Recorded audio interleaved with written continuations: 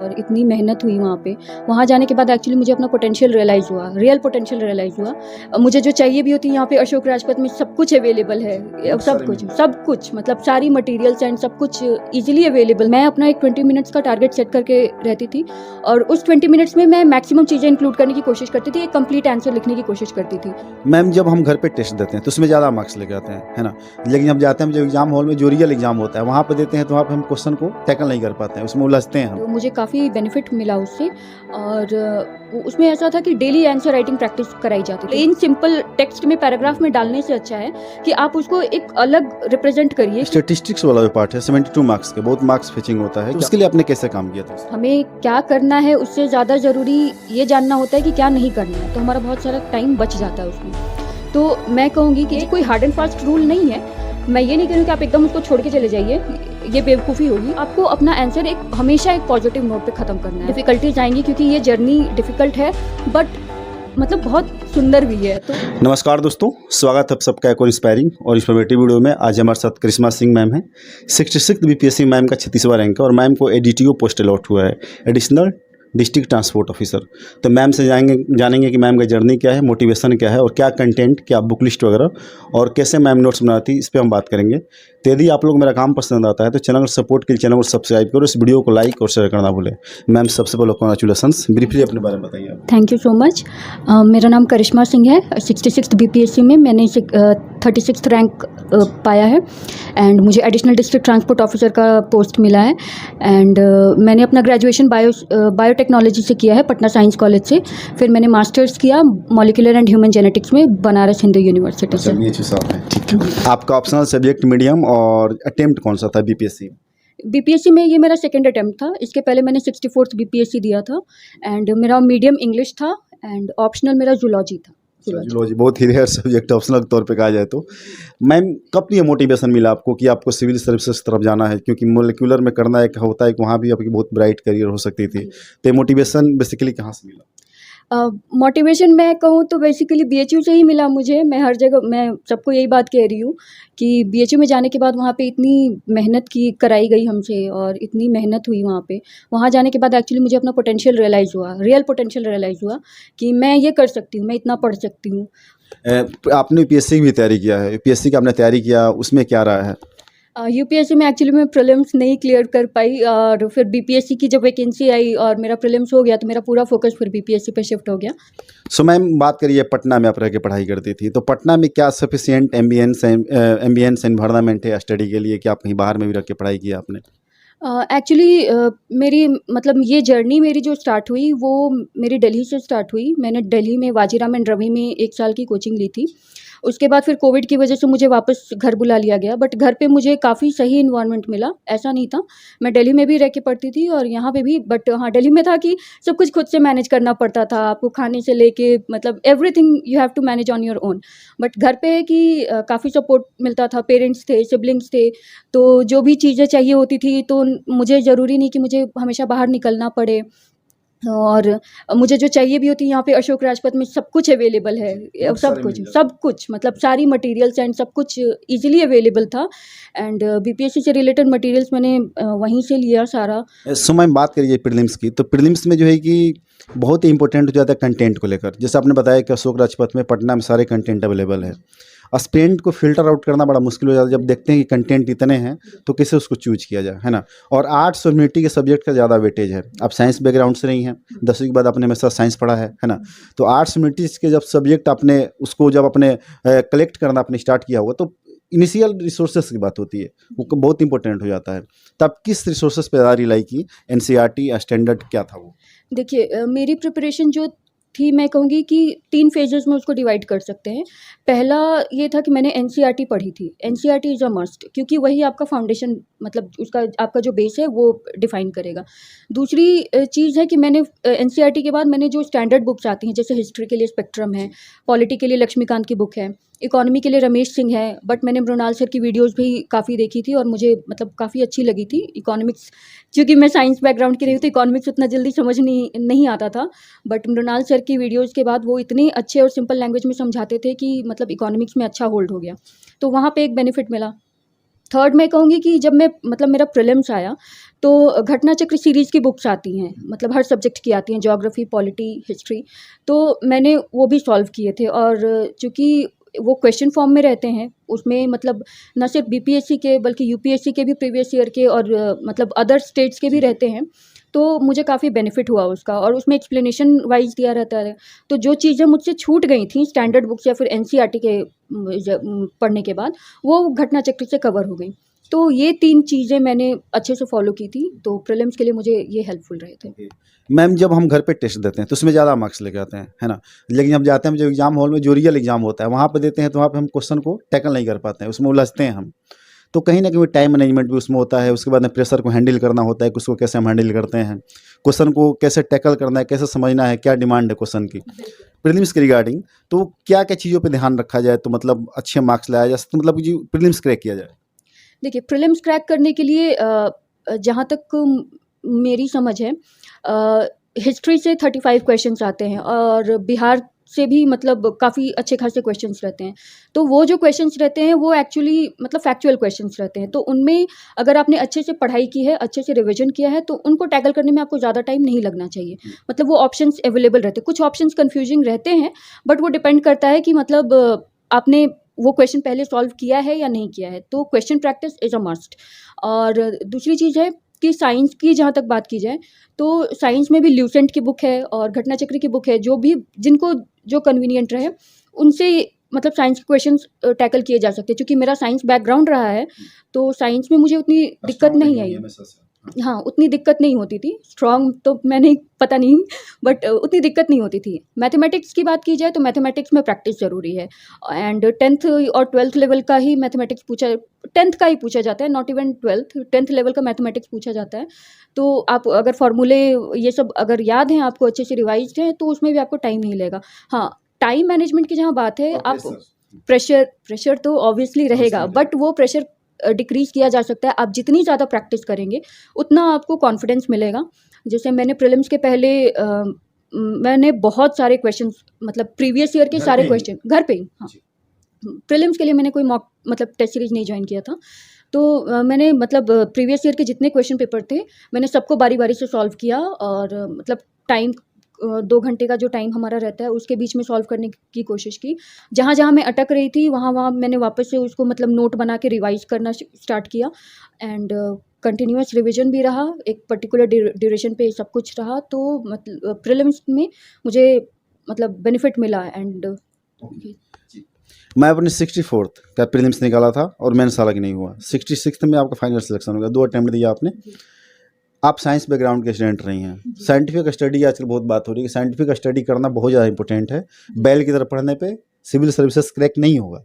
और दूसरी बात स्मार्ट स्टडी की बात कही जाती है कि स्मार्टली जितना पढ़ोगे तुम पॉसिबिलिटी है आपका सिविल सर्विसेज क्रैक होने का।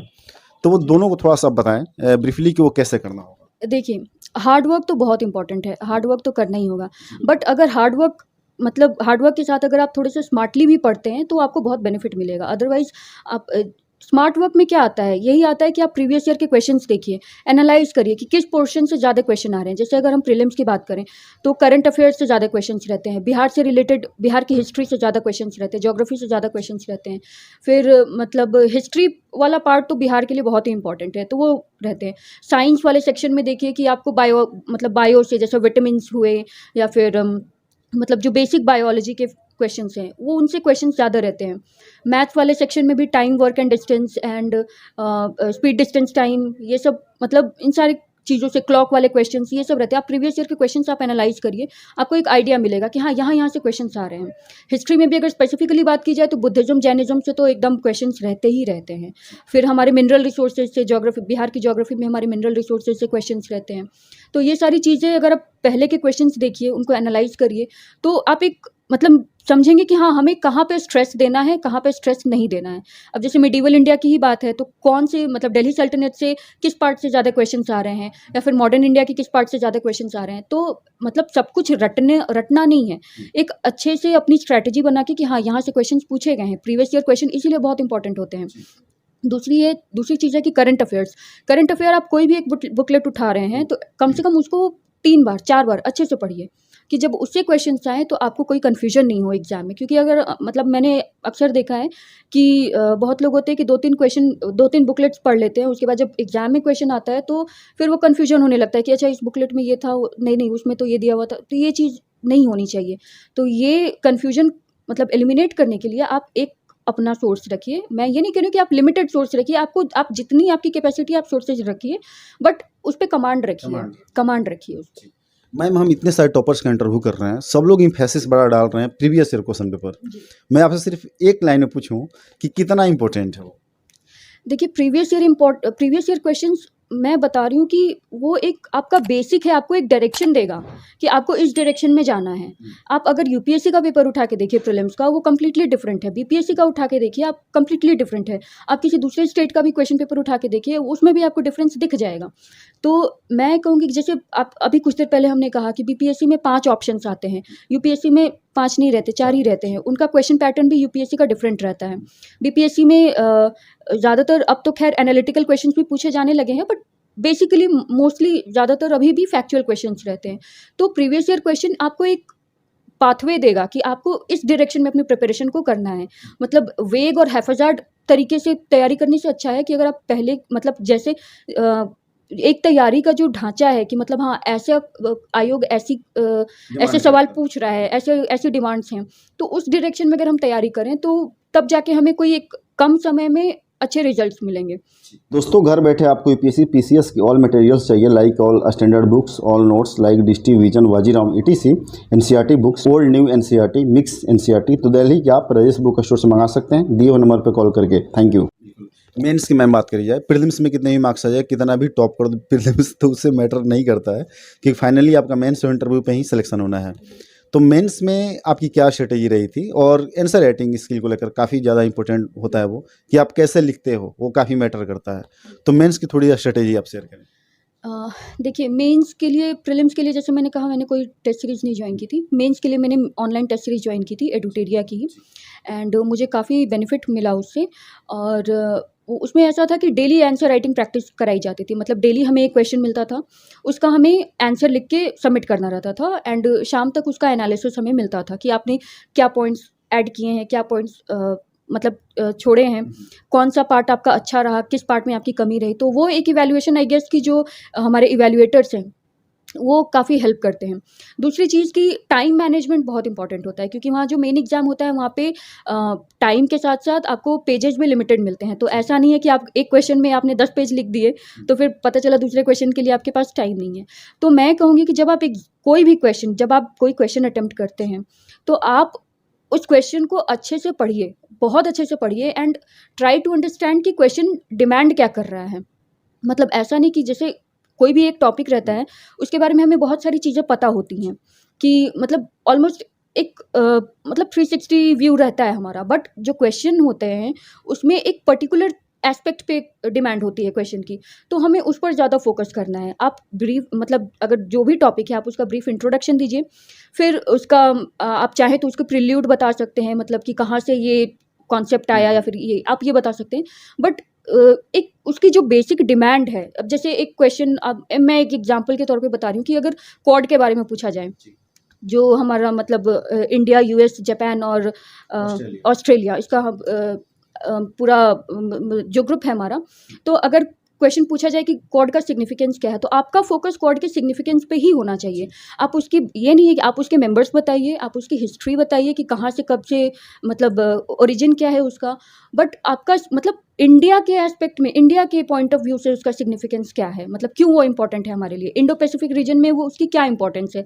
तो ये सारी चीज़ें आप एक मतलब कंसोलिडेटेड वे में अगर आप उसको रिप्रेजेंट करते हैं, और मैं कहूँगी कि वर्ल्ड मैप का एक फ्री हैंड प्रैक्टिस होना चाहिए, ताकि आप लोकेशन शो कर सकें अपनी बात, चीज़ों को। एक कहा जाता है ना कि अगर आप पिक्टोरियल वे में रिप्रेजेंट कर रहे हैं तो वो ज़्यादा समय तक मतलब याद भी रहती हैं और मतलब अच्छा इंप्रेशन भी देती हैं। तो मैंने वर्ल्ड मैप वगैरह की भी प्रैक्टिस की थी, इंडिया के मैप की प्रैक्टिस की थी। यूट्यूब पे बहुत सारे ऐसे चैनल्स हैं जिसमें तुरंत आपको सिखा देते हैं। तो ये चीज़ है कि आप अपने आंसर को पोर्ट्रे कैसे करते हैं। दूसरी चीज़ मैं ये कहूँगी कि आप फ्लो चार्ट यूज़ करिए। हाँ, फ्लो चार्ट यूज़ करिए आप। मतलब अगर कोई डेटा रिप्रेजेंट कर रहे हैं तो बार मतलब बार डायग्राम्स यूज़ करिए, पाई चार्ट्स यूज़ करिए। मतलब ऐसे प्लेन सिंपल टेक्स्ट में पैराग्राफ में डालने से अच्छा है कि आप उसको एक अलग रिप्रेज़ेंट करिए कि मतलब वो कॉपी चेक करने वाले की मतलब जो भी कॉपी चेक कर रहे हैं, उनको दिखे। मतलब आप जो अपनी बात कहना चाह रहे हैं, वो उनके सामने मतलब दिखनी चाहिए।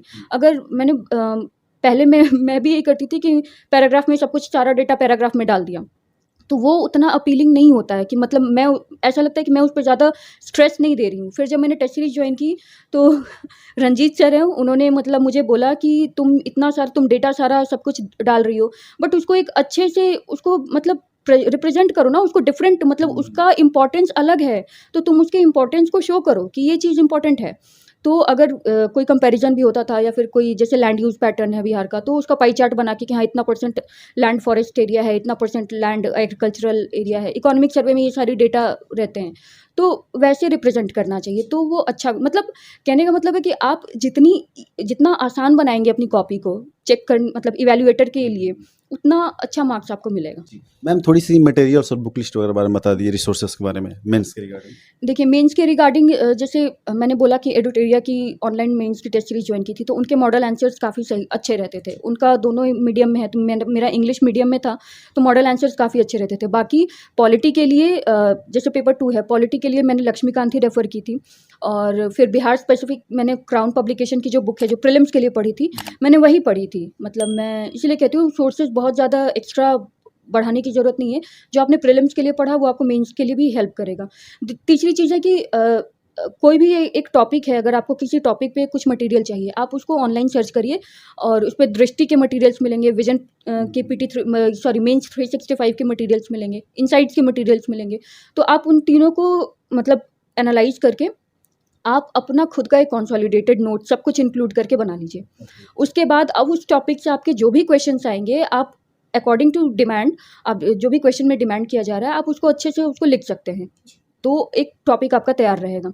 तो मैंने डाइवर्स सोर्सेज यूज़ किए थे, और न्यूज़पेपर तो है ही। न्यूज़पेपर में एडिटोरियल एनालिसिस बहुत इंपॉर्टेंट होता है, तो मैंने द हिंदू का फॉलो किया था। Thank you so much Karishma Singh ma'am कि आपने अपनी जर्नी, स्ट्रगल और मोटिवेशन बताया कि किस तरीके से एक एस्पिरेंट बीपीएससी में सफल हो सकता है। तो दोस्तों, आपको ये वीडियो अच्छी लगी हो तो इस वीडियो को लाइक करें, शेयर करें, चैनल सपोर्ट चैनल सब्सक्राइब करना भूलें। और मैम के साथ मैं और मतलब 2 वीडियो लेके आऊँगा। एक मैम का नोट्स और उसमें जो मैम का आंसर कॉपी उसको मैं दिखाऊँगा, और दूसरा मैम का जूलॉजी ऑप्शनल है, उस पर आप लोग कैसे पकड़ बना सकते हैं। जिनका जूलॉजी ऑप्शनल है उन्हें काफ़ी लुक्रेटिव होगा। तो वीडियो को लाइक करें और शेयर करें। Thank you so much.